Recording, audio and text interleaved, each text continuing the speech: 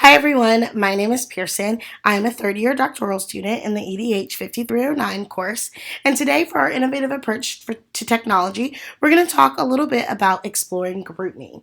So I decided to select GroupMe because this platform really provides an opportunity for higher education professionals to coordinate, collaborate, and communicate effectively with both colleagues and student staff. In my experience, GroupMe has been effective enough for me to consider it one of those applications that is important as Canvas and my Outlook and other FSU applications. In addition to being a PhD student, I also work professionally in new student and family programs. As we navigate our busiest season, I'm currently active in 7 GroupMes that I'm expected to read and respond to appropriately. GroupMe has really been a game changer in the orientation field. I can remember as an orientation leader the challenges of communicating with our team, and GroupMe has really eliminated that communication barrier for us tremendously. Being able to quickly convey a message to various teams within our larger team is absolutely phenomenal. GroupMe in the OTR field is really such a popular solution that I'm surprised that it's still a free application.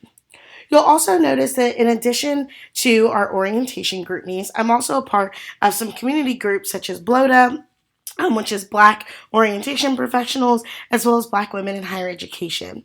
These are some great groups for community building and engaging with persons with similar interests and identities. I highlight the importance of this aspect of GroupMe in my additional resource page as a way that can really create some community for folks that look like one another. So while GroupMe can solve our communication challenges, it's also really important to have an application that is accessible. So recognizing that folks have several different platforms that they use, GroupMe is an application that is free to download and can be used both as an application on your mobile device, or you can participate in the conversation via text messaging, and then you can also participate by going online and logging in and participating in the conversation that way. So with various access to groups and technology, we want to make sure that an application, a communication application, is really accessible to all those involved. GroupMe is really a great and ideal resource for several communities. So in higher education, we often have several groups, whether it's a new group of students each year, having different teams or colleagues. So GroupMe is great because it allows the user to really be a part of all of those groups at the same time. So whether you have a team, a student organization, or if you're in a GroupMe for a class, or you're working on a project, or even some of those shared communities, GroupMe is great to be able to see all of those different groups that you're a part of. GroupMe has a lot of benefits as well as a lot of challenges. So in addition to this video, I've also created a participant worksheet that has quite a few resources that go over some of these benefits and challenges, but really just briefly, some of the benefits is that GroupMe can be an open or a closed platform. And really that just means who has control over the group that you're in. So do the users and participants in the group have control, or do the owner have control? So for some of those orientation GroupMes, most of those are closed for us so that only the supervisors have control of those platforms and who can enter them. You can also create events and polls that are really great to be able to be interactive, get some good reminders, and get some great feedback. You can also have your GroupMe with push notifications or muted. So our orientation leaders can't have our GroupMe muted, but it's a really great option if the GroupMe becomes a little too chattery at times. Some of the challenges with GroupMe are really lack of boundaries and lack of guidelines. So there's going to be an educational worksheet that really walks through some of the boundaries that we have with our orientation leaders and guidelines. And then there's some resources available that teach you how to be a good member of the GroupMe community. Cheating has also become something that has come up in the conversation, especially for those of us who have classes with GroupMe, and really sharing academic information. And really our academic honor policies have not kept up with technology to create some policies that talk about that. So that's becoming a rising issue for GroupMe in higher education. And then of course speed, as with most mobile applications, GroupMe does move fairly quickly, and so being able to keep up with the conversation is also a challenge.